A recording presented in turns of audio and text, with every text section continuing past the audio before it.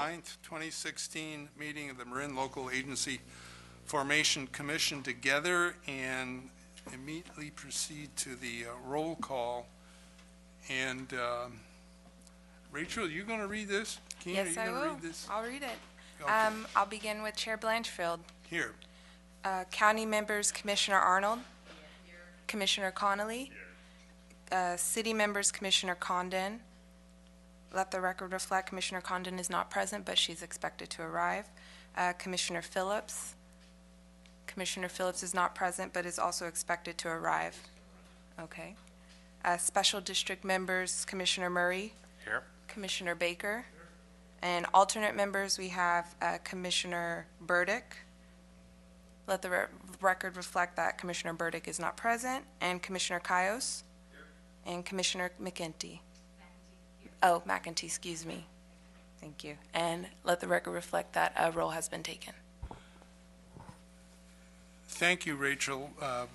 We have a quorum and thus can conduct our business.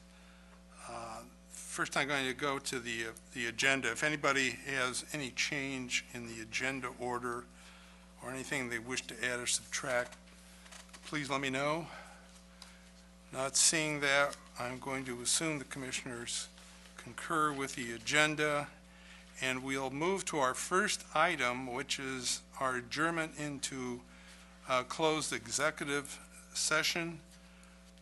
We're doing this to confer with legal counsel on matters that might result in litigation against the commission.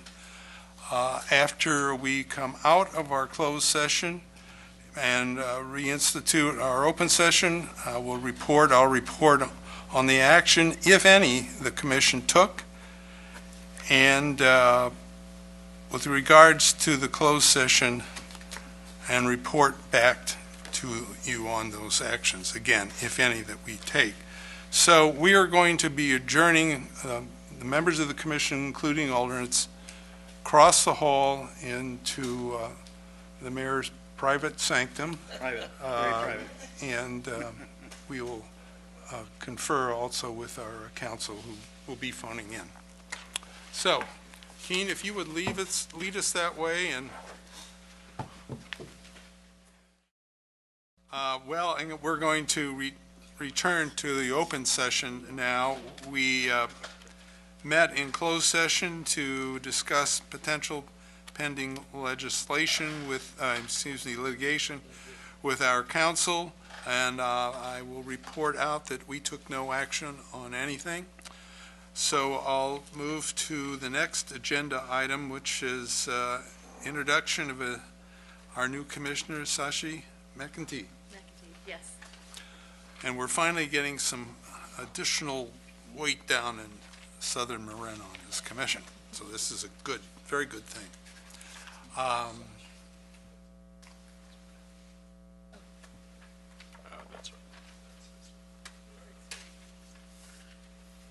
So Sashi is the alternate to the city representatives here, and as luck would have it, the city representative she's alternate to isn't here tonight, so she's sitting up here, so that was pretty quick.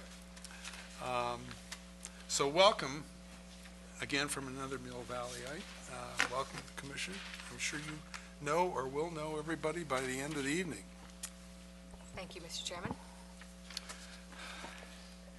And Chair, just before, just so we don't forget, if we could just report out a closed session. I did.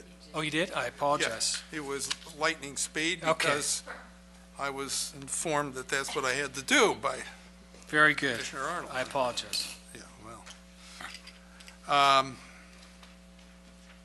Before I move to our next item of the service commendation, I would like to give congratulations to one of the members of our commission, one of the former members of our commission, Kate Sears, for her re-election to the Board of Supervisors from Southern Marin, and to former Commissioner Dennis Rodoni, who was the top vote getter in his district and will be in a runoff in November. So congratulations to them both.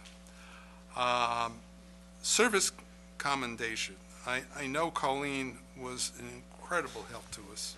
I personally hate to see her leave. I was really entranced by her emails that I got that had this nice color wave through it. It was the nicest design I've seen in an email, so I was hoping to see more of those. So that was great, and I'll miss that. Keen, do you? Well, no, I have a couple of thoughts I'd like to share with the commission, but I'd like Colleen to come up to the podium so we make sure we get her on our Marin TV feed. So Colleen, please come up. Not often do we get an opportunity at staff to, give praise when it's due. That's behind the scenes before the commission, but Colleen certainly deserved it. So, as many of you know, Colleen joined us as an extra help employee back in January, and at the time we thought, well, she'll be here for a month or so and help us out. Well, she ended up staying a lot longer, all the way just until last week. And I have to say how impressed your staff has been with Colleen, and we're so fortunate that you found us as a recent transplant from the great state of Delaware. And yes, Colleen, your accent did unnerve me quite a bit, but I got used to the East Coast nature of your thinking and in your delivery. And just a quick story to tell you what kind of can-do attitude Colleen possesses. Colleen handled our entire office move essentially by herself, and I mean that literally. Me and Rachel were clever enough to go down to Los Angeles for a week workshop while Colleen handled all the logistics. And when I came back, as any good manager would do, I started questioning some of the decisions I wasn't around to help make. And I said to Colleen, so what's this business of us switching over to Comcast? Why are we doing this? Why don't we stay with AT&T? And I went down my list of bureaucratic reasons, and she looked at me and very bluntly said, Keen, you could either be right or you can have a phone service. Which one do you want? And I said to myself, fair point, and I was quiet after that. And that, I think, represents just a really good ability to get into a culture, improve the culture, and we're really going to miss you, Colleen, although I know we're going to see you around town. But we do have a gift for you. So, and Candace participated in this as well. She is sorry that she wasn't here, but her son is graduating from San Rafael High tonight. So not only does Colleen get an official Marin LAFCO mug, which none of the commissioners have yet, we also got you a certificate for two to eat at Chair Blanchfield's favorite restaurant, the Roadhouse Buckeye in beautiful Mill Valley. So if you need a dinner date, I am available, and we'll leave it at that. But thank you so much.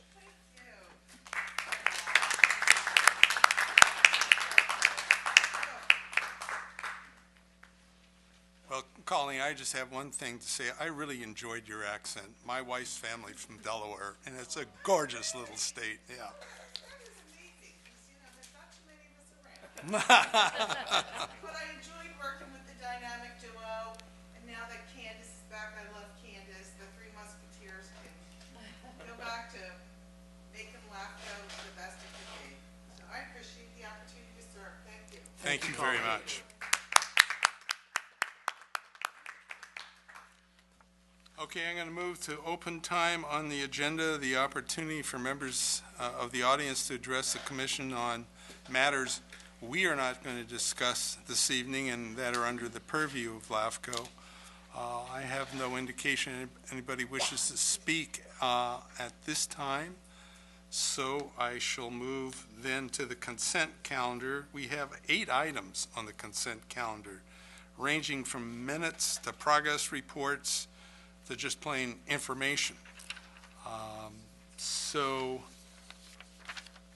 if anyone would like to speak about, any of the commissioners would like to speak about anything on the consent item, just let me know and we'll pull that off for discussion. And if not, Item okay. 6, but it's really just a typo.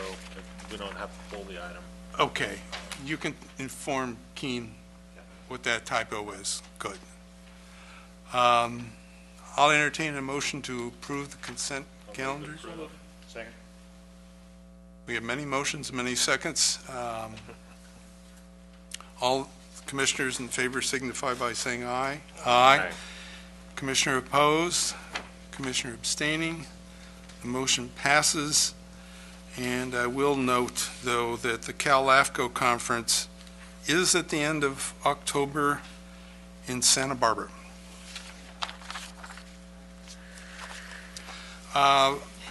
Public hearing matters. Item 9, which is the adoption of the final work plan in our budget for the coming fiscal year. Major undertaking, something the Budget Committee has been involved with for a number of months. And Keene, if you could give us a little overview. Yeah, absolutely. Very quickly. So tonight, the Commission is considering the recommendations of your Budget Committee in the form of a draft resolution that we have for you, a resolution that would do two things, okay? It would set a game plan, a work plan for the upcoming 16-17 fiscal year, and then separately it would establish those resources needed to fund those activities through an operating budget. And as the Commission will recall, we brought you these items in draft form back at your last meeting, and they were tentatively adopted by the Commission. And then we went out and initiated a public review and comment period. And we also, by way of state law, sent direct notices to each one of our funding agencies. And of course, LAFCO has 42 funding agencies. You have the county responsible for a third of the budget, the 11 cities responsible for a third of the budget, and then finally the 30 independent special districts. Now, both of these items come back to you relatively unchanged. I'll also point out that while we did get some informal feedback from the agencies, no formal comments were provided, so I think I will take that as a vote of confidence that we still have fans among the agencies. But in terms of just some key changes, the work plan, again, for the most part, is 99% identical to what you saw in April. The one substantive addition that we did add was a policy review and implementation for Senate Bill 239. This is the legislation that has gotten on your staff's radar relatively quickly. It wasn't on our radar in April, but in short, it requires that public agencies, and I read the code statute to say public agencies to include county, cities, special districts, and joint power authorities, to come now to LAFCO to get approval if they want to enter into newer extended fire service contracts. This is a big deal for a lot of our local agencies. So with the Commission's blessing, we've put this at the top of the to-do list in terms of administrative projects. But all the other activities that we talked about in April hold. And if you take a look at Exhibit A to the draft resolution, you'll see them in line item form, including, okay, the committee's attempt at prioritizing. And then if you go to Exhibit B, you'll see the proposed budget, a budget that just about stays the same, although there's a couple of differences from April. But at the end of the day, the committee's proposing a 13% increase in our operating cost. That means we would go from $464,000 this year to $525,000 in 16-17. Now, what does that buy you? What does that $60,000 buy you? Well, the majority of it goes to non-labor resources. It would accommodate a new office space. It would fund a new website, which is part of the Commission's interest in kind of rebranding and improving our outreach. And then finally, also, it will help bring in some contracted expertise, whether it be for HR policy reviews or IT issues. So that's the core part of why you're seeing an increase. And while the number has changed about 2,000 in the plus, meaning we've added 2,000 from what you saw in April, it's really the result of two kind of offsetting issues that I wanted to quickly flag for the Commission because it's somewhat a structural issue for us right now. The good news is we got a word from MSARA that your pension costs are going down. In fact, we originally thought there were going to be an incremental increase. They're actually going down by 6%. So the Commission is seeing a real savings on that respect. Unfortunately, just about all of that and a little more got wiped out by news that our share of the state's disability insurance went up sixfold. And so the savings we had for a couple of days is no longer there. So that's the core changes to the budget document. Last but not least, and this is in reference to the chair's request, at the last meeting I failed to kind of identify what were the things that were not in the budget. And there's two things in particular I just want to make sure the commission is aware of. One is the committee has held practice and has not budgeted any funds for operating contingencies. Okay, so what does that mean? That just means that we're that much more dependent on making sure our estimates hold, and if they don't, well, you're probably going to see some budget amendments throughout the year. That's okay. The other issue is we've held the line on legal expenses. Since I've been here 2-3 years ago, for the most part, the commission has said, let's budget about 40 hours worth of consultation time for a given year. A third of that covers or goes to county council. 2/3 of it goes to special counsel. That serves our needs, but what that does mean is we don't have counsel show up to meetings, and if we were to ever get into any prolonged issue that required counsel, sooner than later we would have to come back and look at our reserves. So I just wanted to make sure that the commission was aware that the committee had thought about this, and the response is, at least until we have to think otherwise, let's just rely on our reserves. So with that, I'll defer to committee members Phillips, Arnold, and Murray if they'd like to add anything, but our recommendations in the report. Commissioner Murray? So, on behalf of the Budget Subcommittee, I just want to thank Keen and also for handling the budget control. I think there's been a lot of improvements in LAFCO that we've all seen, and within the report you'll see, despite the 13% increase up to $525,000, still it's under the median for LAFCOs at 608. So we have some room to bring it up to a median if we do have things like legal expenses and some of these other requirements such as the EDMS program and other items are identified in page 65 of the report. But again, I want to thank Keen for a very thorough budget and also keep us moving towards improvements and within budget control. So thanks very much. Thank you, Commissioner Murray. Okay, Commissioner Phillips? I just want to make sure that credit is given where credit is due. I was out of town during this period, so my contribution was 0. I will make a note of that. Okay, thanks very much. My comments to Keen were, you know, if we have funds and reserves that we can allocate or tap into if we need to under legal, which I think is a pretty lean budget item, that we just ought to be aware of it at this point, and I'm sure the commissioners are. So if it should rear its head in a few months, we're forewarned. Thank you. Any other comments, questions commissioners may have of either the executive officer or the committee before we open the hearing? Okay. I'm going to open the public hearing then on both our proposed budget and proposed work program for the upcoming fiscal year. Not seeing any one wishing to have comments on this matter, I will have a motion to close the public hearing.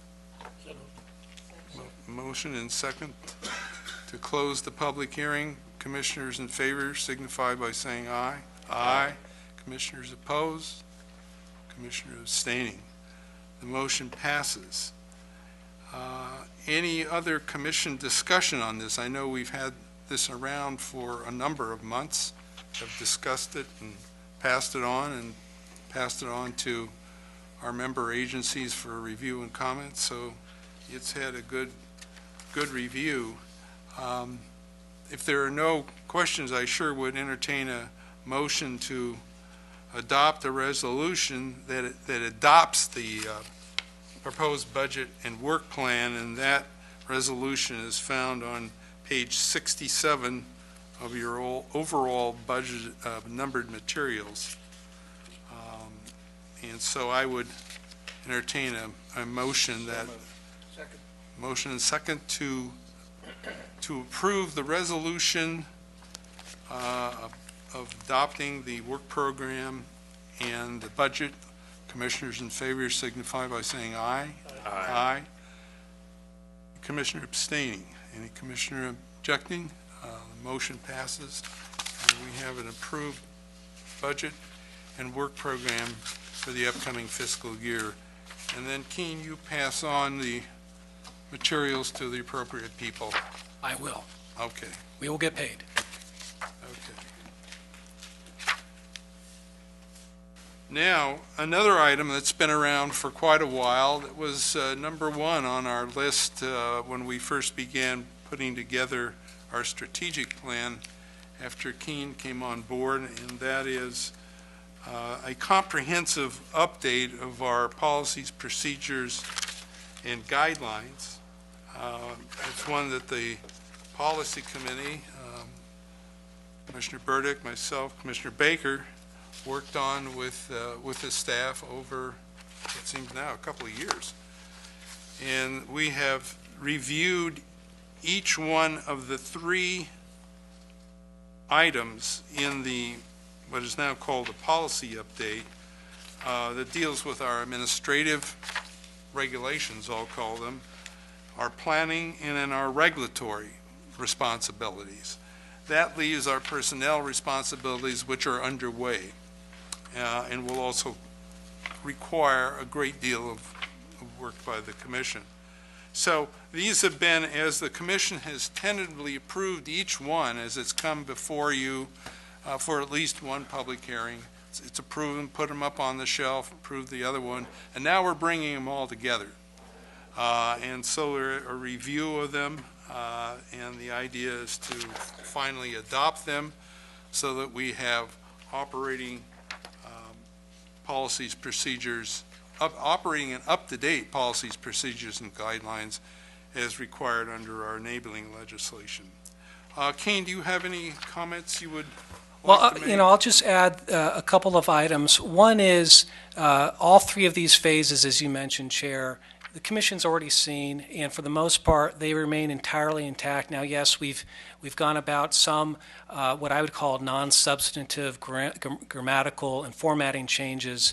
And if you take a look at Attachment 1, you'll see a memorandum where we've summarized. Does Attachment 1 have a page associated with it? Yes, it does. I find that 96. helpful. Is that it? 96?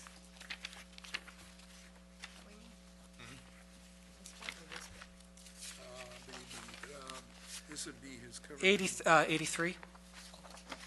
Page 3? Excuse me, 83. 83. Oh. Wait a minute. Not 96.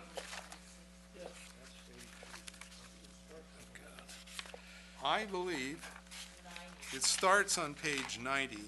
So the, You're correct. I apologize. okay. You were referring to what? Well, so this is just a memorandum from staff just for the benefit of reminding the things that the Commission has already talked about, ranging from prescribing timing on annexations, establishing procurement and accounting practices, and other items. All that remains intact as part of this item before you. The handful of things that the committee did add that's brand new are they're important, but they're somewhat internal. For example, we've expanded and redefined per diem coverage now that we're meeting every other month, and then also established some wording specific to your standing committees.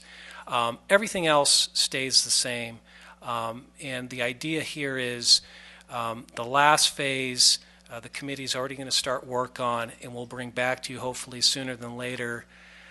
There are a couple of placeholders you'll see in this document in phases 1, 2, and 3 where the committee recognizes, hey, we still need some work to do, but it shouldn't stop the overall document from going forward. For example, the big issue is this commission ultimately is going to have to come to a definition of what substantially surrounded is as it relates to island annexations. And the other one is, and we're going to talk about it at the next item, I think maybe there's some revisions for our dual annexation policy, but we didn't want to touch those now because they're rather weighty discussions. Okay. So I will defer back to the chair. So if the commission adopts this tonight, it amends our existing policies, procedures, and guidelines, and is in effect. This becomes your policy document going forward. Okay. So this is a public hearing, but before we jump into that, if commissioners have any questions of Keene in his presentation and need a clarification, now is the time to do that. Commissioner Murray. Keene, the record retention schedule, it says it's referenced in Appendix A. I didn't see it within the packet. Perhaps you could explain. I imagine we're going to get this at a later date, something like this. Yeah, so, and I apologize, so there are a couple of places where they reference documents that are already on the books, records, the records retention, we will get to you once we codify all this. As part of that, we're also hoping you give us a little allowance. When we took all the track changes off, yeah, we got a lot of the spelling and the issues resolved, but we appreciate some of you already have noted there's some missteps. We'll clean that up and get you a done copy. Yes, correct, go ahead. Just a couple other things. One, the red, white, and blue colors in the document, it'd be nice just to have one single color. It reads a little easier. And then I see that we're shifting parliamentary procedures to Rosenberg rules. That's section 3.1 to 3.16. How is that going to affect us in regards to LAFCO operating as a LAFCO body rather than special districts or county or city? And so, yeah, I remember we had this discussion a few months ago, and I guess this Rosenberg rules is becoming the more norm for especially kind of legislative delegated bodies. And hopefully all the members a few months ago got a copy. I think we passed out a copy of them. I know there's actually a training online that I'm due for on this. And I know that the chair spent some time at some session in which this was kind of the new thing, if you will. Well, it was advocated particularly by the cities as a way to follow the correct procedures of governmental institutions, but in a way you could understand it. If you read or attempted to read Robert's Rules of Order, you'll understand that. And my other understanding was particularly special districts were adopting it, and there was an entire session afternoon at a Cal LAFCO conference where Rosenberg himself, Judge Rosenberg, showed up and went through it with him. And it was to make governmental agencies' life more comfortable and the public's understanding how you follow the decorum and rules of order. By a masterful stroke of a pen, he was able to really condense it. And my understanding was that many cities in particular and special districts and some counties in the state were going that way. So it was presented here, and it's a few months ago, and it's one of the things that we tentatively adopted. And I think you passed out a number of them. I know I have one here. It's very short. It's easily understood. And it's a guideline for conducting your meeting, whether you're a county, city, special district, or just an organization. Chair, if I may indulge the commission, I forgot in my comments, because we do have one speaker who I think will speak to it. There is one item in section 5.0, which is the very last chapter. Does it have a number on the page again? You know, my copy of the numbers, unfortunately, got cut off, but I believe it's section 5.0, so it's towards the last 3 or 4 pages. 0.0, okay. 164. 164? And Okay. this speaks to number 6, and I apologize because I don't think I flagged this issue before for the commission, But number 6 previously had a phrase, and I'm just going to, it's a one sentence, and let me read it into the record.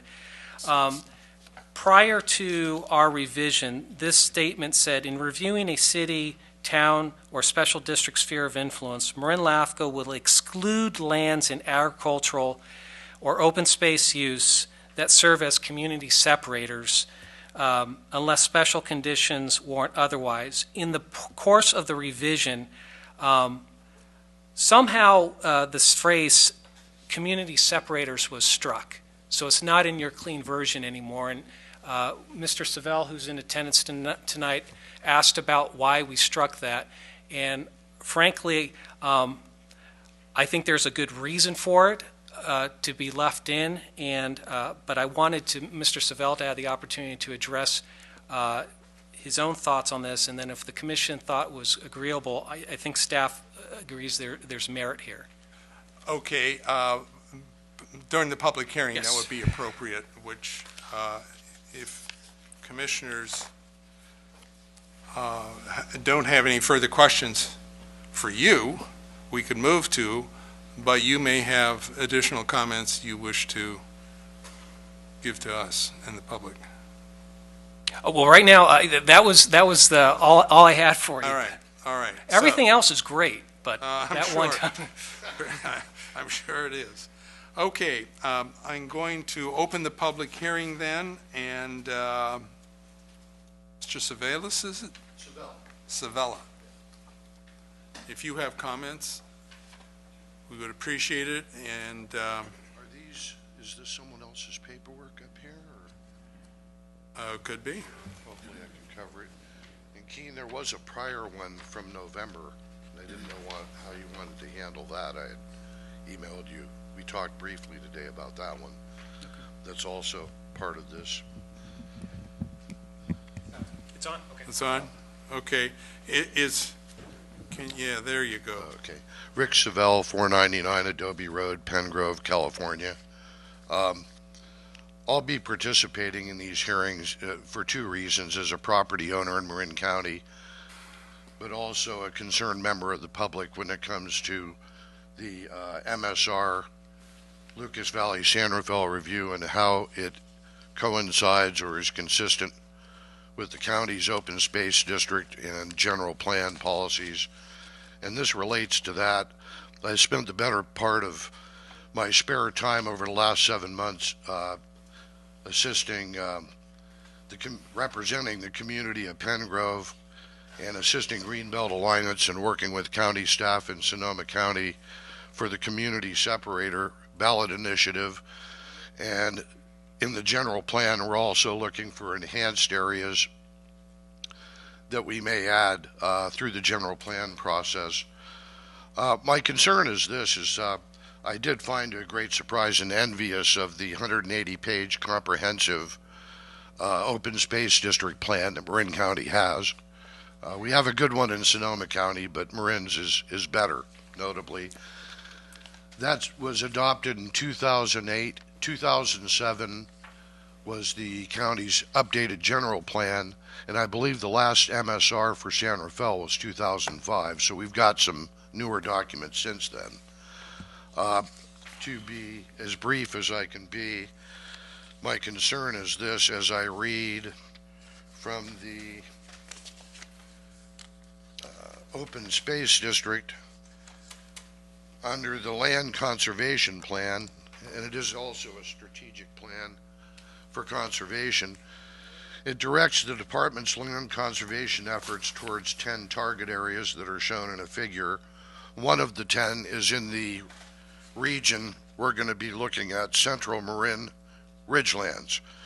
Important community separators and ridges of Terra Linda, Sleepy Hollow, Southern Heights Ridge, and North Ridge areas should continue to be preserved. But what this is directed at is that apparently these areas represent gaps between protected open space, they mean officially protected open space, and parklands where some form of land preservation should occur and are consistent with land preservation priorities in the Marin County-wide plan. Targeted land service community separators and green belts as defined in the county-wide plan. As it relates to this language, I understand every county and district office has its own priorities, but when I went through the policy sections here, this was the only sentence that I found in any of this that said community separators, whereas in Sonoma County, we have a whole page as to intent and background. I think it's something that's coming this way. It's wanted and directed in the Open Space District Comprehensive Plan. My recommendation would be to leave that wording, but I would phrase it a little differently. In reviewing a city, town, or special district spheres of influence, Marin LAFCO will exclude lands in agricultural, open space use, or that function as community separators. Do you have a page number that you're referring to? So, Mr. Chair, and this has been so bifurcated with this is on a draft. The document says 5, but online it's number 23. And don't okay, ask. I think we got your language. I was just trying to. I don't know. Was that Keen? Did Yeah, you pick that up? Under section 5.0, subsection F. So it's the towards the end of the document, chapter 5, subsection F, and the subsection F is titled Additional Guidelines. Under number 6, under this section is what Mr. Savell is referring to. So how would it read? So the original version, after the word open space use, the original version had a phrase that serve as community separators. That was struck in the part of this revision. That's what Mr. Savell would like added. And Mr. Savell, you had a little different language than what was struck. Am I correct? Yeah, I had a comma and I put the or Okay. Yeah. after use, the word use. Okay. And that, Do you to have staff, any that's problem fine. with that? Okay. That makes sense. Okay. And I'd be glad to elaborate. I think you understand the intent and Yeah. the concern. We don't want urban sprawl. We Right. don't want a strip mall from Sausalito to Novato. We're looking at a great deal of infill. We're going to have infill in the corridor. So Yes, sir. So there would be then another comma after separate, comma, or that serve as community separators, comma. Oh, I put period after separators. Well, then what about unless specified? That's up to staff and the commission. I didn't want to. We would propose keeping the rest of the sentence as well. Okay. That's So that meets you halfway. Well, I don't object. I just didn't Okay. want to add Okay. that. I just wanted to get the language. Yeah. It's good to have a Well, lawyer on the panel. I can't even find it in mine. So, okay.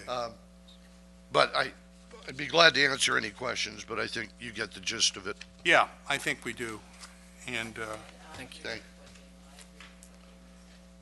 Yeah. My intent is I would hate to see that comprehensive plan thwarted Well, by lack of supporting language. this language was adopted by the commission, and what Damon suggests is a little careful pruning of what we've got. And Keen, any comment on the one I brought up last November, but I never got an answer to? So Mr. Savell had emailed me last May and wanted to, and again, I did not share this with the commission, Mr. Savell. I took it as just an email communication between the two of us, so I apologize if your intent was for it to be seen by the commission. But it was a form of questions, and ultimately, the question was, when we talk about unincorporated islands, there is and let me go to the section, so bear with me for 1 second.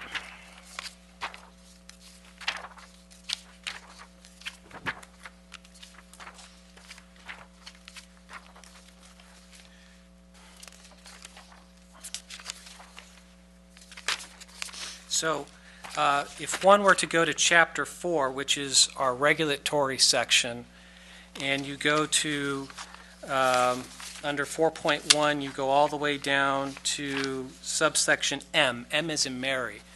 There are three statements there. Make sure I'm on this. I apologize. That was another question you had raised. Hold on. I am really trying to help. No, you are. You are. As I often say. You- in the you county- asked very Sonoma good- you asked County, very good I'm here questions, to help. Rick. It might not seem like it.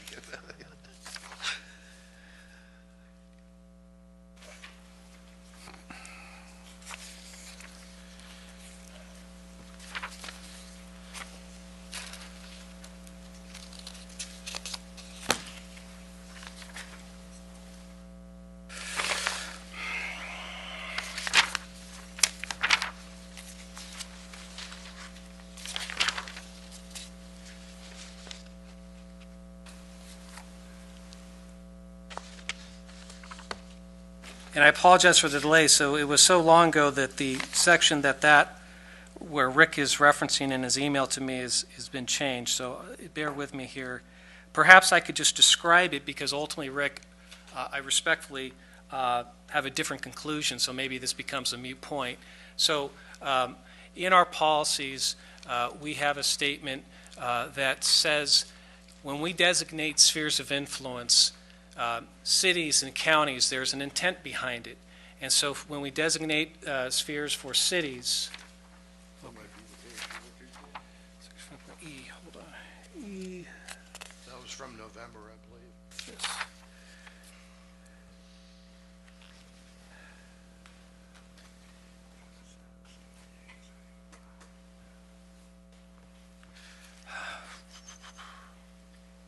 Partway down. Yeah, no, I apologize, Rick, I'm just having trouble finding it, but Finding it in the context of the original draft, or? well, yes, so Oh. perhaps if the commission could give me a second, and if there are other questions while I look for this one response to Mr. Savell. Again, I apologize. Yeah, Rick, why don't you outline what you're talking about? Okay, did I give Keen my draft? I think I did. There. He's got the letter, so actually I'm gonna read that, Keen. Maybe, Yes, did you guys rehearse this before? I apologize. Sorry. Actually, I brought this up in November, and I never got an answer to the question, so I sent it again in May, but they've been very busy moving and such. This is based on AB 2838 that essentially outlines already the need, which I agree with, that the cities and the counties get together to discuss how land that are in spheres that are anticipated for annexation, how they're being treated, and all the nuances, and that's already covered. But this seemed to enhance it in a way that I didn't like at the time, and I proposed an alternative which Keene had objections to. But essentially, under sphere planning intentions, section 5.0 B4, There it is. Thank you, Rick. So it is literally on the second page of Chapter 5, 5.0, under B, policy intentions. There's four statements.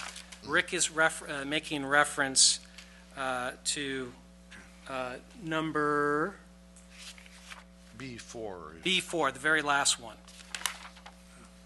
All right. It starts off by saying, it is Marin LAFCO's intention.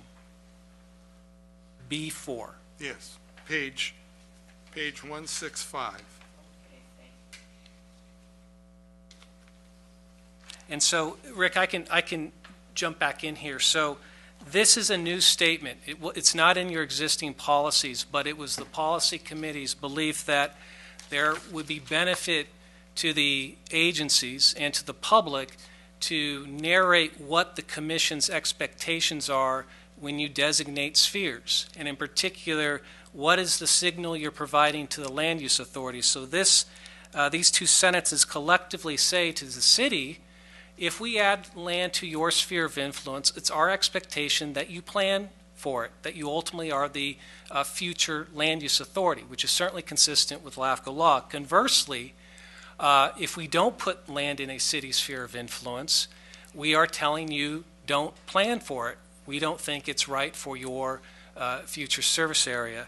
In the communications with Rick, he had suggested that it would be ideal to create a signal in which, and Rick, you can correct me if I misphrase this, that LAFCO should create a qualifier that cities should only plan for unincorporated lands in their sphere at the time of a annexation, correct? Well, no, meaning it's up to LAFCO to whatever signal, an acronym terminology. I just used a template example like notice of intent to annex. It could be pre-zoning. But instead of just saying, because otherwise, to me, it's open-ended and it doesn't tell you when it commences. So if I read this, provides an explicit expectation by the commission that land placed within a city-town sphere of influence be planned and ultimately developed by the affected city-town. Yeah, that's awkward wording. Yeah, that tells me it commences the next day.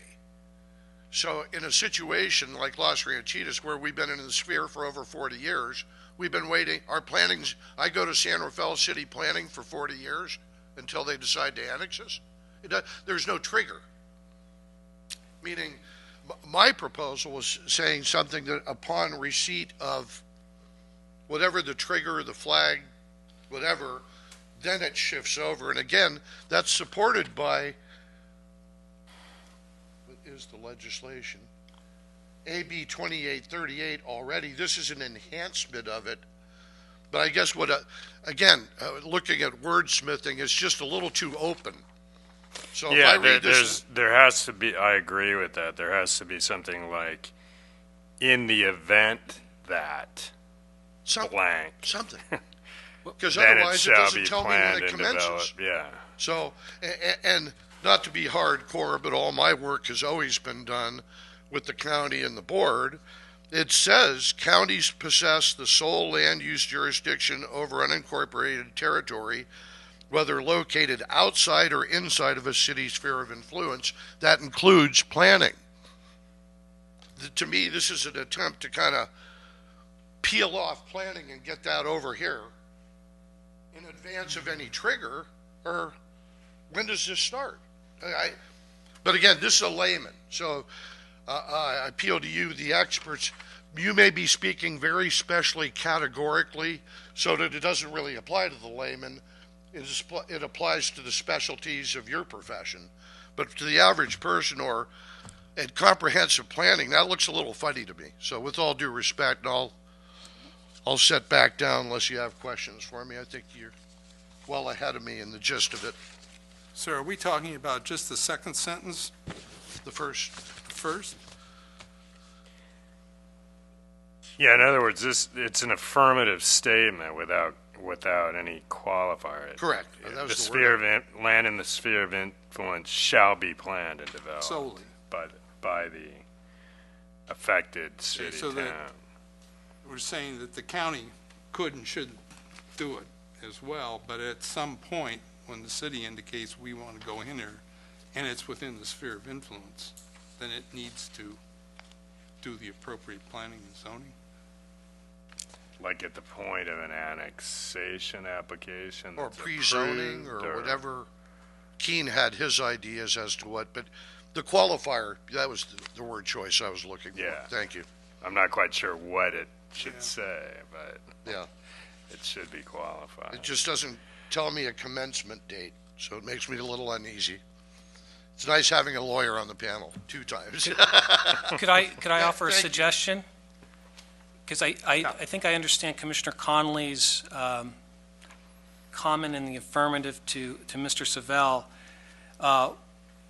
and we're dealing just with the first sentence of number 4. Right. And let me just suggest, if the desire is to create some kind of closing in of the statement, one could add at the very end a statement such as, and consistent with their adopted land use policies. So you're doing two things. You are doing the LAFCO thing by saying, hey, when we draw spheres, our expectation is, city, you plan for that.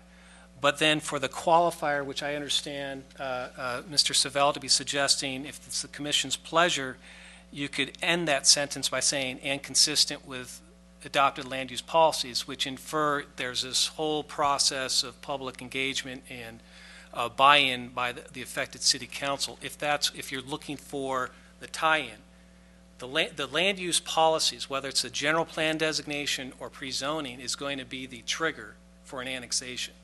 What is the problem that this seeks to solve? I mean, I'm looking for, I mean, to craft language, it must be around a particular issue or problem. And I'm not sure I understand what it is. Are you asking me why we added this to begin with? Yeah, basically that. It was the committee's discussion of creating something in writing to signal what does it mean for unincorporated land to be added to a sphere. Because right now, under existing policy, there's nothing that provides meaning to what that should tell City X. I guess the issue is, and going back to the specific unincorporated area in question, Los Ranchitos, is in a sphere, namely City of Santa Fe, but for a very limited purpose, to get certain services.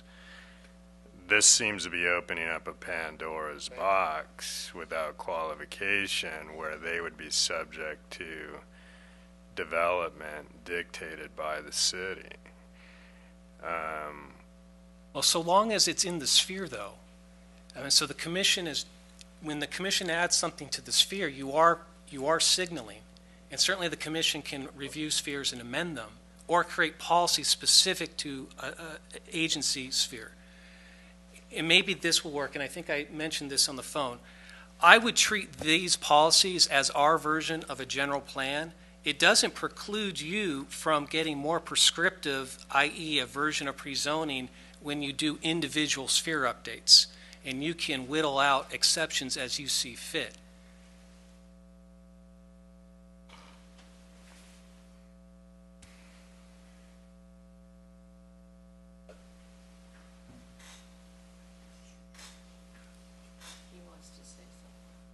He does.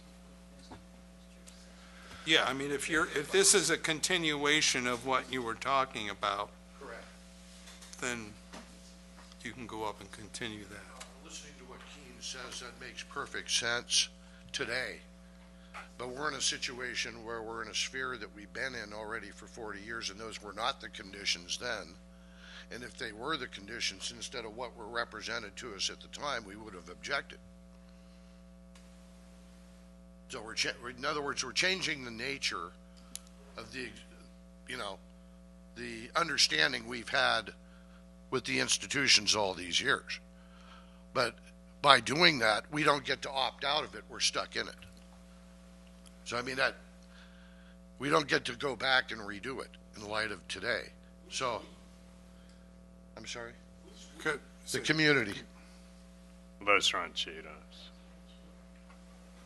If they're in San Rafael's sphere of influence, which they are, they're only getting limited service right now. Well, what are we worried about?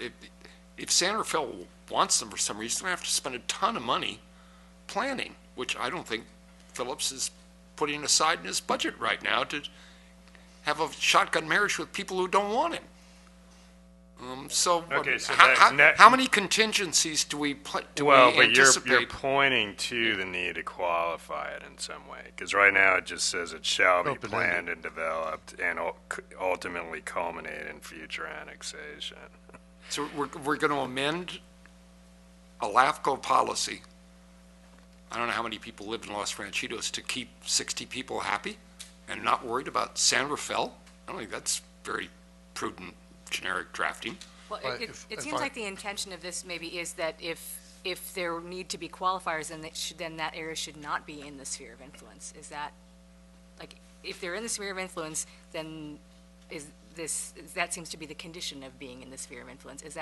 This is me being, new here and not totally understanding the rules of sphere of influence, but that's how I would read that.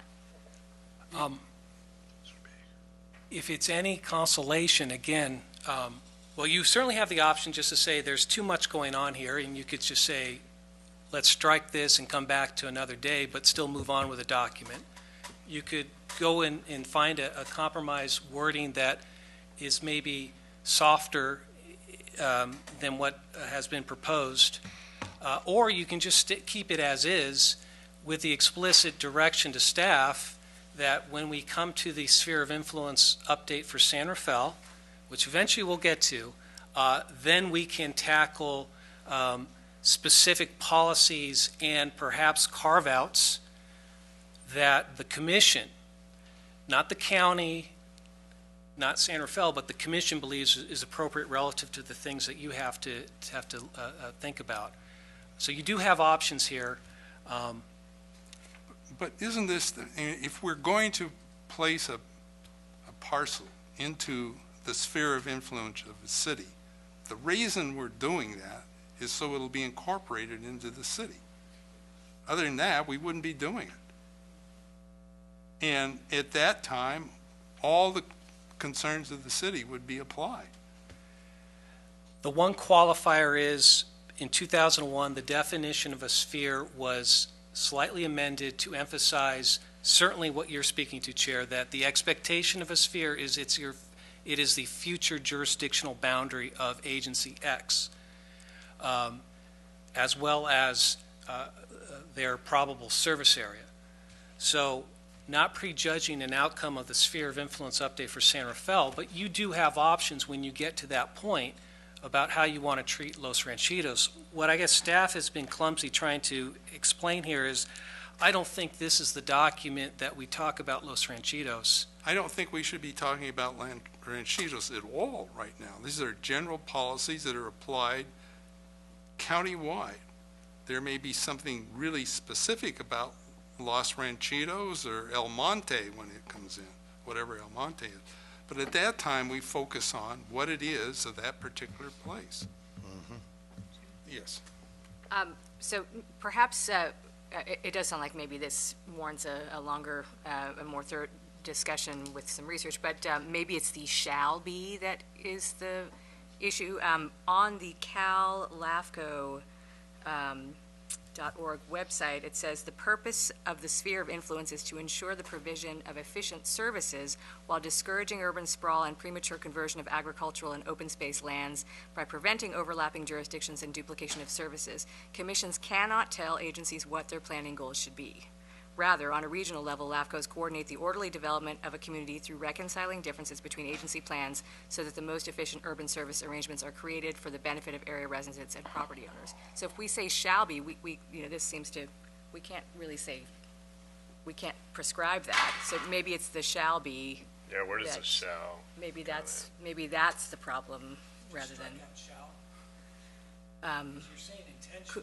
The commission's intention.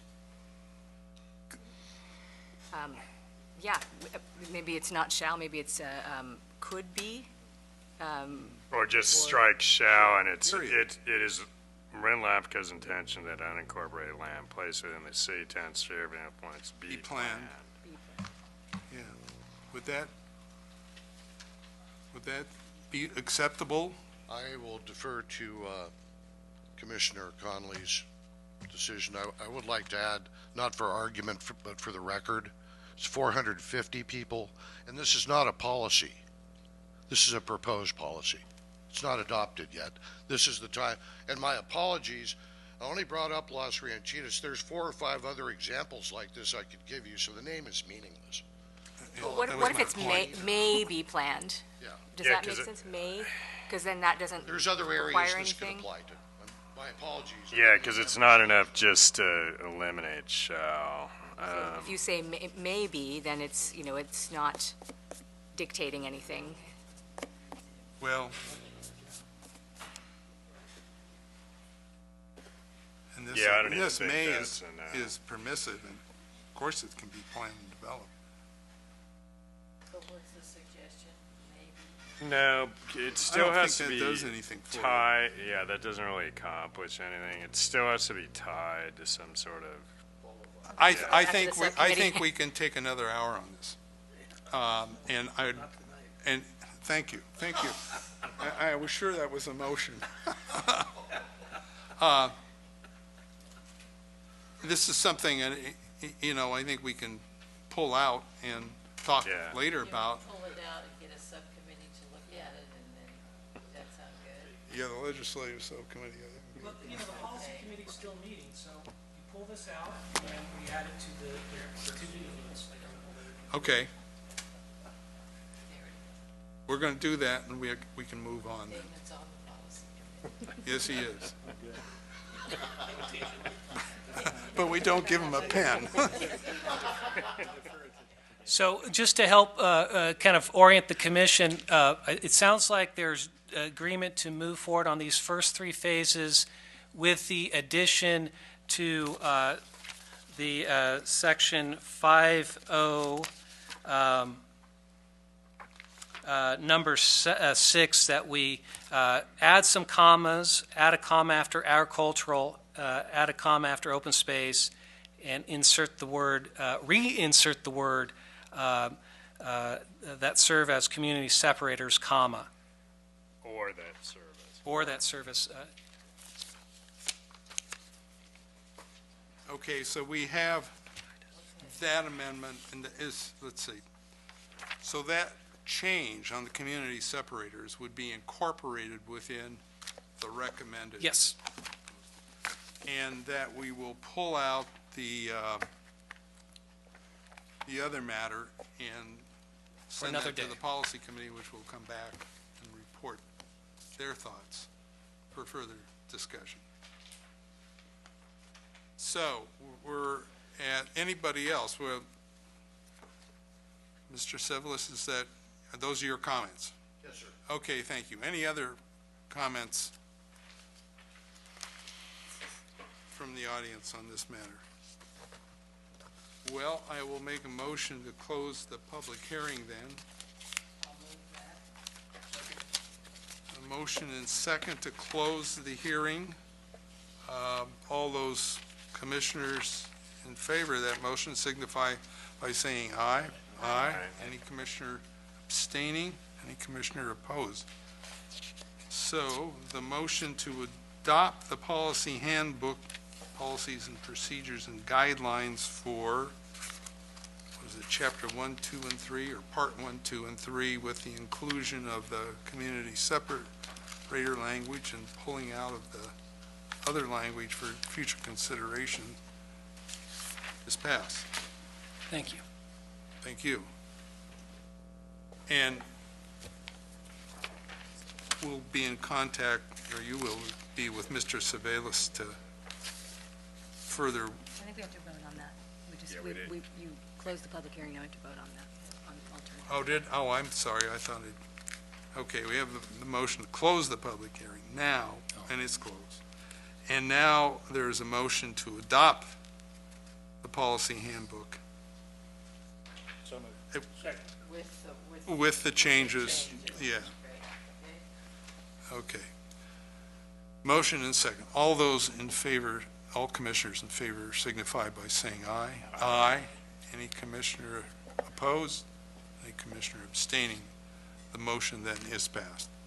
Thank you for correcting. See, you do have a very important job here to fill. Thank you. Off to a good start. Yeah. Okay. That takes us to item number 11, which is the consideration of a negative declaration and proposal to annex a certain 4.5 acre almost 4.5 acre parcel, almost 4.25 acre parcel, and on Atherton Avenue to the Novato Sanitary District.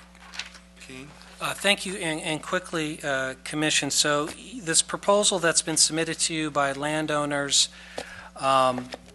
seeking annexation of about 4.3 acres of unincorporated land right outside the city of Novato and into the Novato Sanitary District comes to you tonight and ultimately generates the need for the commission to consider two separate actions. The primary action, of course, is for you to consider the merits of the annexation itself relative to all the factors that are required under state law. And then because there is the potential for development here and it exceeded your prescribed exemption allowances under CEQA, you do also have an initial study and ultimately a recommendation for a negative declaration to take up. And that, of course, is why this is a public hearing. But just very quickly, the proposal itself comes from new landowners who come to LAFCO because they would like to do some intensity improvements to the affected territory, which has two single-family houses on it as of today, 775 and 77 Atherton Avenue. But, of course, in wanting to do some remodeling, they've walked over to the county building, and county planning has reminded them that they're within the 400 magic feet of a sewer main, and so that their life would be so much easier to get that building permit if they come to LAFCO and get connection. So that's why they're here. We've checked out the proposal relative to all the factors that you're required to address when you go through a boundary change. That's what makes up the bulk of the report. We can certainly attest that they all check out, and that includes your staff independently determining that, yes, at its maximum potential development under the county, which could be 8 units, right? You could subdivide, get 4 lots, and each one of these lots could get a second unit. NSD has the service capacity to serve. With that, then the next question is, are any boundary amendments needed? No. I mean, there's some that you could think about, but we don't recommend them. The next progression is, are there any special terms that you want to look at? Well, there is one term we think you should apply, and that's your dual annexation policy, which gets triggered anytime you deal with an annexation to a special district that also happens to be within the sphere of influence of a city. And of course, this lies within the city of Nevada's sphere of influence. So it's a relatively simple request to incorporate your dual annexation policy, but there is a twist. And the twist is, generally speaking, your policies tell us that we have the applicants work out an agreement with the affected city, and that they record an annexation that runs with a property that says, in effect, we agree at some certain point down the road, if it ever gets proposed, we consent to annexation. In this case, because this property lies outside Nevada's urban growth boundary line, they really don't want anything to do with our implementation policy. So we've talked to staff, and they're comfortable with that agreement now being directly between ourselves at LAFCO and the property owners. So that's the slight twist that I wanted to get to. And then finally, while we're recommending approval with our stated conditions, because this could be intensified, we did do an initial study. All the boxes literally got checked off, no significant impact. The bad news for the landowners is they had to spend a little upfront money with LAFCO. The good news is if they go to the county with a future subdivision, they've done their CEQA work. So hopefully that helps ease the cost burden. But we do have the applicants in attendance, Ravadier and Colin Parmar. They're here just in case there were any questions, and I appreciate their patience in sticking around their very first Marin LAFCO meeting. The only thing I'd ask is, in making our resolution, I forgot one important condition to add, and that is if we could add as a standard condition of approval that all LAFCO fees get paid. There's not much outstanding, a couple $100, but it'd be good just to make sure that that's in the resolution of approval. So just that one simple addition to our recommendation. So this is a public hearing because of the CEQA, and then our recommendation is alternative action A. Okay, do the applicants have anything to add to that?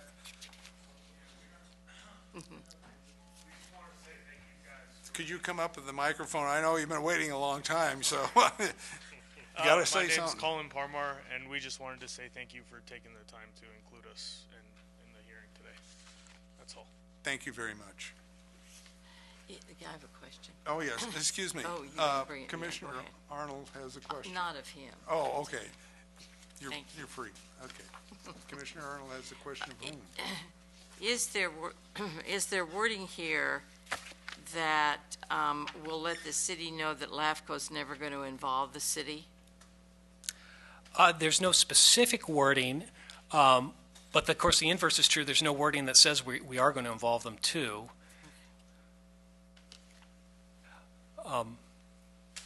Just for the benefit of context, I had a long discussion, and I've had long discussions with City of Novato staff about this particular issue. North Atherton Avenue is one of these hot spots where the commission, for good reasons, included it in their sphere of influence, the city's sphere of influence, even though it's outside their adopted urban growth boundary line. So anytime we get proposals for this area, it creates a tension point for the city. But that said, I think staff has worked out an agreement, at least for this proposal, where we don't go to them and ask for them to sign a contract that suggests the city is promoting an annexation and development outside of their urban growth boundary line. It's all with LAFCO. So does LAFCO have the power of enforcement, say down the line, 25 years from now, the city decide, yeah, now's the time, and everything else is, all the ducks are in order, we'd like to annex this, and the applicants say, no, don't want to go there, we've already built our houses, we're not interested. Are there? Well, with the agreement, if it's signed by the landowners and it runs with the property, so it's on the deed, then you can enforce it. Okay. Thank you. Yeah, Commissioner Baker. Should the commitment be, even if the city's not anxious, as you explained, should it be to the city and to LAFCO both? Even if the city, for now, doesn't want to get involved? And they may change their policy in 10 years or something. It could, although the city was rather adamant that they don't want to necessarily get involved, at least not right now with this. We do provide as, and in the attachment for the resolution for 4D, where we deal with this condition, we do offer an olive branch where we say, we will execute this agreement between LAFCO and the landowners, and we'll consult with the city. So we're still leaving the door open that before we record anything, that we'll give them one last chance to chime in. My guess is they'll say, no, thank you. But we still have that as part of a progression. Okay?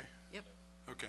Great. Commissioner Murray, this is a public hearing which I'll open it up, but I just want to make sure everybody has the opportunity to question Grill Keen. So Keen, this is on the property tax exchange, and it talks about tax exchange on behalf of both affected agencies given NSD status as special district. Towards that end, the county and NSD have agreed to no exchange tax agreement for the proposal. We talked about this before, and it seems like if there's a no response, then it's like a tacit approval. Yes. And you know, I'd like to encourage a more active review and approval, particularly if we're going to start precedent setting where certain agency districts get their property tax and others don't.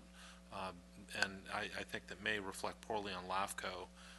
It's kind of automatic if you don't respond by a certain time. So can you explain the level of review by NSD that and their understanding of this and agreement to it? So the baseline is anytime you have a boundary change presented to you, state law kicks in this requirement that we get a property tax exchange agreement between the principal agencies. The same section of law, though, says if an annexation involves a district in no city, the county can essentially negotiate and make up the agreement as it sees fit. Now, certainly there's other language that talks about you should do it in consultation with the districts, but essentially under state law, and this is not LAFCO law, this is Rev and Tax Code, the county has the ability to set tax rates or tax exchange for special district annexations. In our process of administering our role, and our role is very limited at LAFCO, is just noticing the agency saying, we've got a boundary change.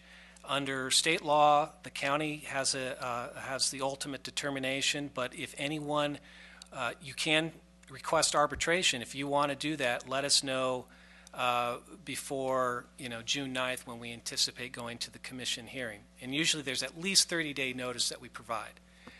In this particular case, we do know that the general manager for NSD responded because he had a follow-up question, so they're aware of it.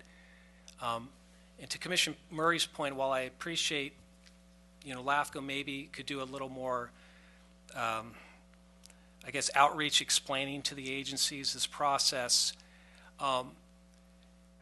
we kind of have followed, what is our minimum responsibility? Because in my past experience, if LAFCO were to go beyond the minimal noticing, it could be perceived as we're triggering some kind of suggestion to the agencies, hey, you haven't commented on this property tax exchange. You might want to. It gets us in a position of kind of no-win. But that said, it's certainly something we could talk about with a policy committee as part of our outreach. But right now, admittedly, we just notice, we wait to hear. If we don't hear, as you said, it's kind of a tacit approval. I'm not saying it's a great process, but it keeps us clean.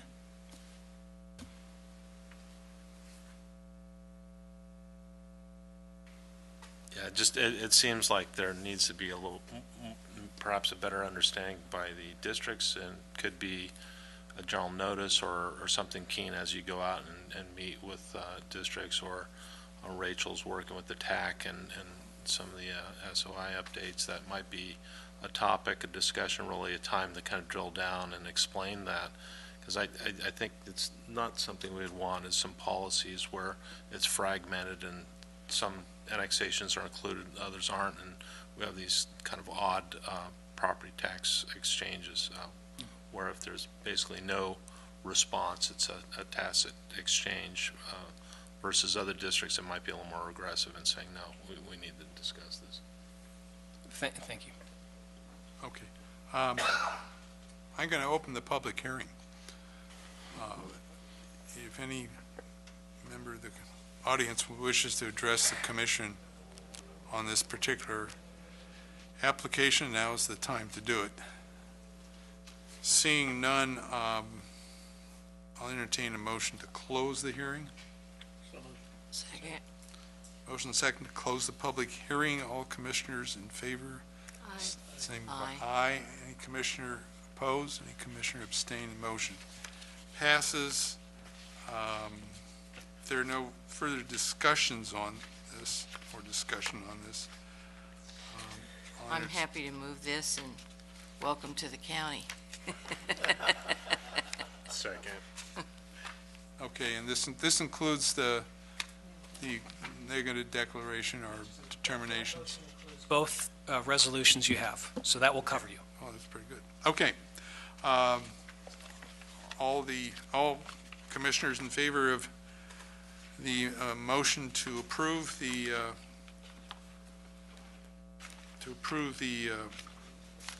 determinations and the change of organization signify by saying aye.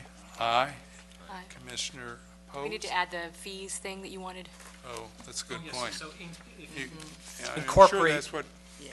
Commissioner Arnold's motion Yes, included. it did. Yes. The silent. Thank you. Thank you, Okay, Commissioner. and so that's definitely in there. Any commissioner opposed, any commissioner abstaining, and the motion then passes. Perfect. Okay, now, we'll move to item number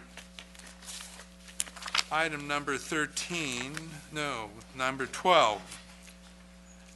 Annexation of parcel on Sequoia Valley Road outside Mill Valley to the Homestead Valley Sanitary District.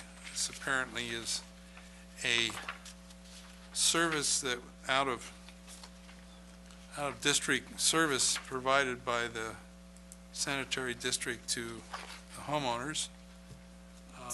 So We'll the have- proposal before the commission is an annexation of two unincorporated lots located at 700 and 726 Sequoia Valley Road to the Homestead Valley Sanitary District.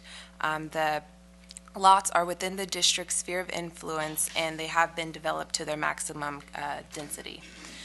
The proposal is unique for a few reasons, the first being that the district, Homestead Valley Sanitary District, is the applicant requesting the annexation. The applicant requests the annexation being that these two lots already receive service from the district through an antiquated outside service agreement that we believe was approved in the mid-90s, and with the expectation that following for a follow-up annexation by the landowners for whatever reason did not occur. So the proposal is trying to rectify this jurisdictional boundary to the existing service agreements and finally annexing these parcels to the district so that the district can finally receive some service fees from the subject parcels. In order to foresee future trends in service capacities, staff recommends the commission approve a boundary amendment that would include 0.1.7 acres of the public right-of-ways east and west of the affected territories. And this would just help with orderly growth boundaries and to accommodate the growth boundaries and the annexation. And the impacts would be nominal given that the totaling, the 0.17 acres and the 0.64 acres are still less than 1 acre, so there will not be a change in filing fee with the state board, so no new costs would be added. A second potential boundary amendment that staff has identified would include a property north of the affected territories, and it's an unincorporated lot that would also help for the to promote orderly boundaries, but and it would eliminate an island of non-jurisdictional land to the district.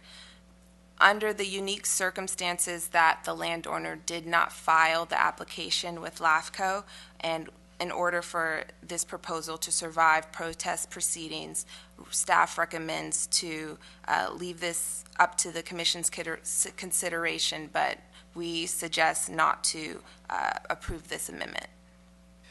We would also like to note that agreeable to the commission to waive protest proceedings, given that we provided notice to the landowners and we have not heard from them as of yet. And it's suggested we can go forward today, so as long as the affected landowners do not provide commission written opposition by the end of the meeting, so that we can force the annexation. In summary, the proposal is unique for it's filed by the district itself. The district is proposing to annex lands already served. LAFCO has no consent yet from the landowner, and this proposal is noticed public hearing. Okay, thank you, Rachel. And just in short, relative to all the factors addressed in the report, the proposal makes sense. It has been on the books, quote unquote, for 20 years, and to remedy the situation to get the district the appropriate cost recovery. So staff recommends proceeding with alternative action 1. I would also like to reiterate, it's a public hearing notice, so we have the district manager here, Bonner Bueller. If you have any questions, he'll be here to answer. Thank you, sure can. Sachi, go ahead. So on page, Appendix A, to page 247 of the packet and page 9 of this thing that has the map, is the blue line is what you're proposing that we deal with, and that space, that little island above it is what you're proposing not to? Is that what you're referring to? So the blue line are the affected territories, and that would include the part of the annexation. And the red are the public right-of-ways that we would also like to include. But that vacant lot just north The vacant lot just north would not. we suggest not, but it's up to the commission's consideration. And the agency has not requested that? No, yeah. Well, maybe that's a question we can ask Mr. Beeler, what the condition of that, because it looks like there's a house, or at least a driveway going up there. and a house there. Whether or not that is a similar, a parcel of similar circumstances. You know, I didn't realize that we had requested the two parcels. Okay. They have been served by the district. It was part of a sewer extension between, the homeowners financed the sewer extension. We entered into a reimbursement agreement. Part of that was to pay the district fees and to annex to LAFCO.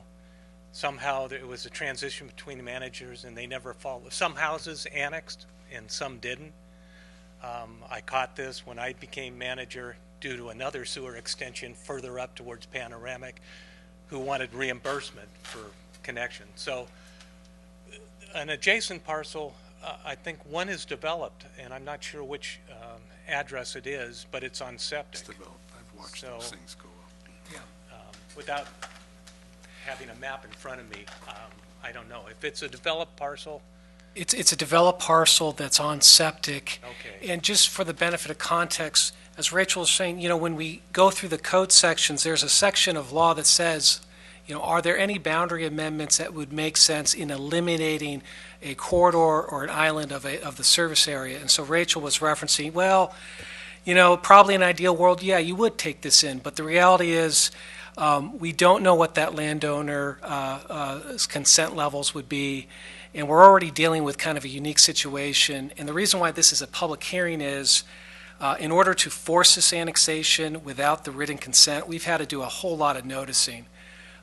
So that's why we've kind of gone through this process for somewhat of a nominal boundary change. And we have a municipal service review coming up for this area sometime down the line. You do. I would think that this isn't the only one that's up in that area. Well, in this Anyway. area, I think it's the only one. This would provide a continuous boundary within the district. I think that's the only parcel in this area, so it would give a contiguous Yeah, boundary. it would, yeah. that's- I mean, it and- runs into the 400 feet of a district sewer. They're already on a septic. The district's not going to enforce that if you would like to incorporate it. The problem we had with these two parcels, when I approached them, the ownership had changed. This was news to them. They weren't in them. They've been added to the tax roll, so we've been getting our money from them. But there was some hesitancy to pay for the LAFCO charges, which would have been their requirement if it had gone forward at the inception. So the district, in an equity sense, decided to foot the bill for the LAFCO, since Keene encouraged us to change the boundaries to, conform with the LAFCO requirements. So if you want to annex it, that's fine. If not, at some point their septic's going to fail and they're going to be back requesting annexation in the future. Seems like a logical time to get it over with.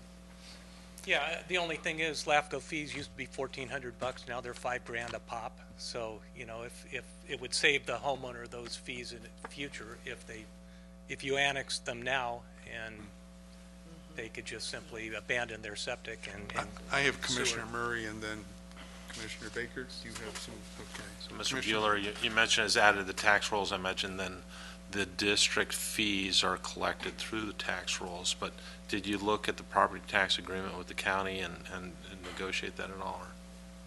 I asked Keene about that, and he told me that it's standard for the county to enforce the requirement that the county gets I don't know, it's a small amount of taxes, and I don't think the district's going to quibble about the amount we receive. Proportion amount. Yeah. But we did provide notice just to make sure He that's did, in there. and I asked him what the heck was this all about, and he told me. But I do appreciate the opportunity, because, for larger portions, it might be a substantial amount of money. But for these two parcels, it's not. Thank you, Mr. Bueller. Yes. Yeah, I'm kind of. Commissioner familiar Baker has a question. From my past life, I'm kind of familiar with that area. It's a very strange area up there, a lot of real steep lots and going up towards Panoramic and the ones that have been developed along Sequoia Valley, I think that they should go in. Yeah, there's a whole area up there Most that's of the modern ones are Seward, I think now, but there's some old ones on septic, but it's a matter of time as people are taking these and rebuilding them into Yeah, and places. LAFCO had a request from a homeowner outside of our sphere of influence to be sewered, and we're working on that. There's a whole lot of septics up there, but due to the nature of the watershed, part goes to the city, Mill Valley, and part goes to our They're district. trying to break in the, Right. but there's a lot of strange little lots. It's gonna get worse up there. Yearwoods Park in particular. Yeah, so there's a whole growth, that's part of the community arguments. Well, I'm sure Commissioner Baker's, I know it fairly well, I know what's happened, but Keene, since coming up very soon is a municipal service review of this whole area, it seems to me a more comprehensive approach should occur at that time, and we should go ahead now as the district has recommended. Personal feeling. Yes, Commissioner Murray. So this for Rachel. Is this, I know there's a duck identified. Is Homestead the duck? I do not believe Homestead Valley's the duck.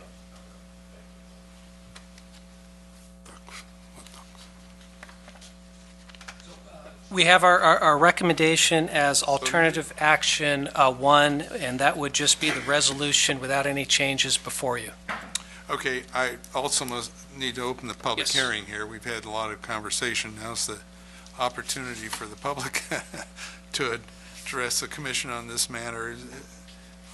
Is there anyone in the audience besides Mr. Bueller who wishes to speak on this? Apparently not. Brings you back to the old days, doesn't it? Yeah. Okay, I'll have a motion to close the public hearing. Second. And motion and second to close the public hearing. All commissioners in favor signify by saying aye. Aye. Aye. Any commissioner abstain? Any commissioner opposed? The motion passes. Okay, and we'll move on to item number 13. Rachel, this is yours. Well, actually, Chair, I'm going to jump in here, and I apologize. My error again. I don't think all the copies on this particular troubling item were made. That's on me. So I'm going to ask for a continuation. Now, we are still going to be doing some of the legwork in the interim, so we're not going to fall behind on schedule. But just to make sure that the public had an opportunity, let alone the commission, we'd ask your indulgence, and we'll come back at your next meeting. And again, my apologies. Sure, and we've already seen this once before. Is that correct? You've seen it in draft form, but there are some final touches that we would like the commission an opportunity to review, and I apologize. Move to approve continuance. Second? Motion to continue in a second. All those in favor signify by saying aye. Aye.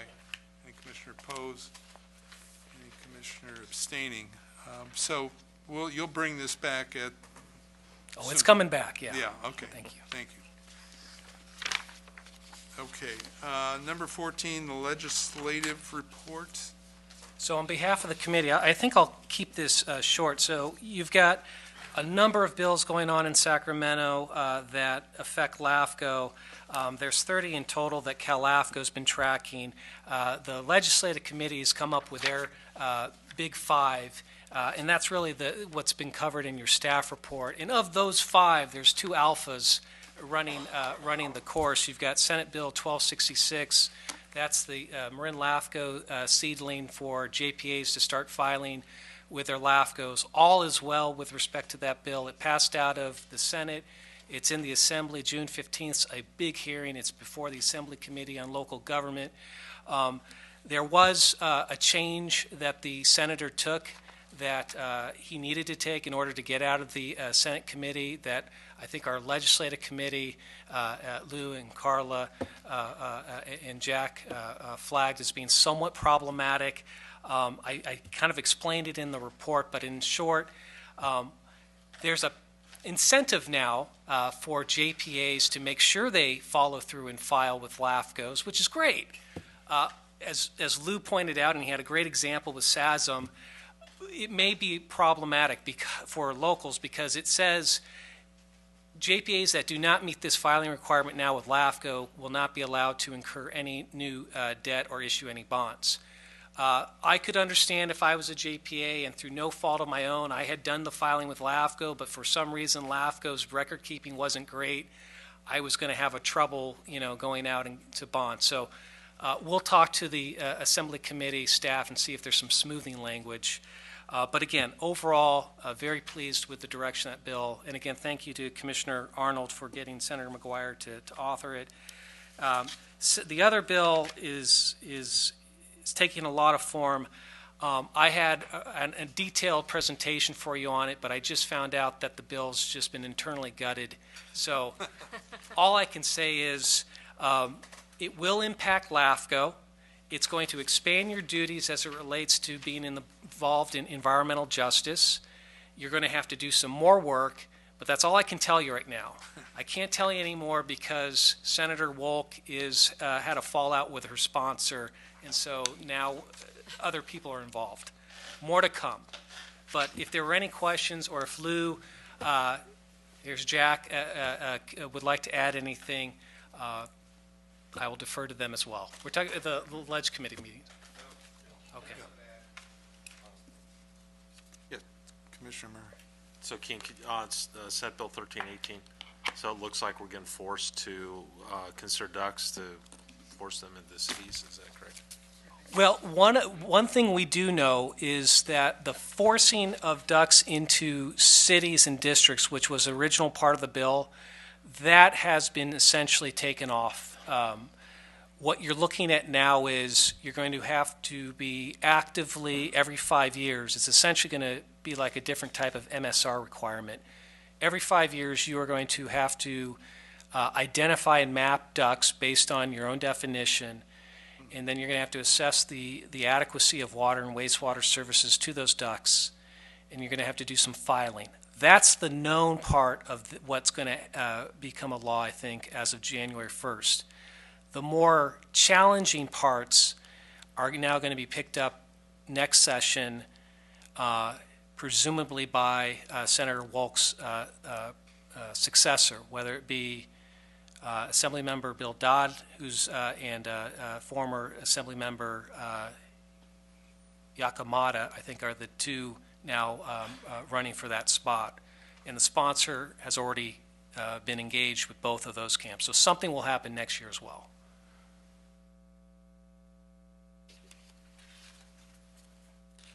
Okay, any other questions? Just to follow up, this all evolves from problems in the Central Valley. I'm sorry, I missed part of your pitch.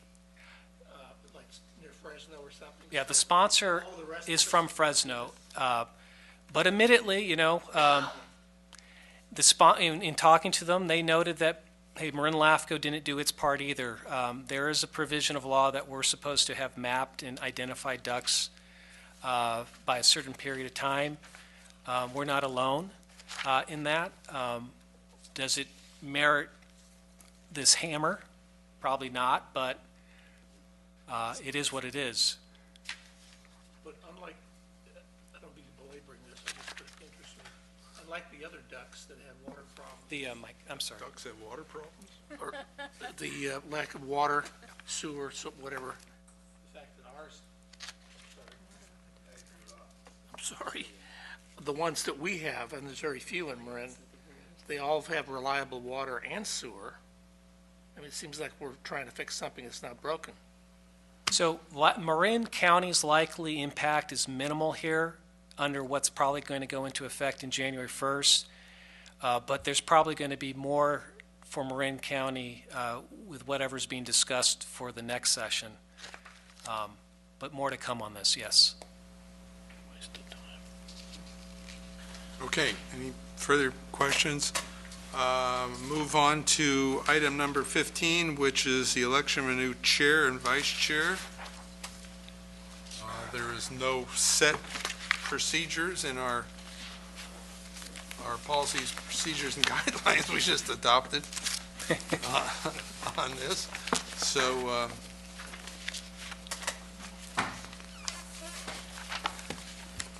you just need a motion. I'll move we continue the stellar leadership of our current chair I'll second it. And vice chair. and vice chair, yes, of course. Okay, we have a motion to continue with the old guard. All those except for Carla, of course. All those in favor signify by saying aye. Aye. Any commissioner opposed? Any commissioner abstaining? Thank you very much on behalf of Carla, who was wise enough not to be here tonight. Thank you for her, too. Keen, any reports? Just very quickly, the walls are literally up in our new office to be. So by the end of the month, we'll be in our permanent suite, and we are going to have an open house, and no pressure on the commission, but we're going to kind of expect attendance from every one of you. So watch out for an email, but that'll probably be towards end of July, August, when schools are back and people's schedules are more. Traffic's at its height. Name tags when we come. Please, and I've noticed a lack of name tags tonight. Yeah, Absolutely, you are, certainly. That's it, thank you. okay. Any commissioner announcements or requests? That's interesting. Who added that request on there? I don't see any. Take a motion to adjourn to our next regularly meeting, which is in August. Okay. Motion to adjourn? No, okay. Apparently we have a motion to adjourn, and we have a second somewhere, I'm sure. Second. Second, we're adjourned. Thank you very much.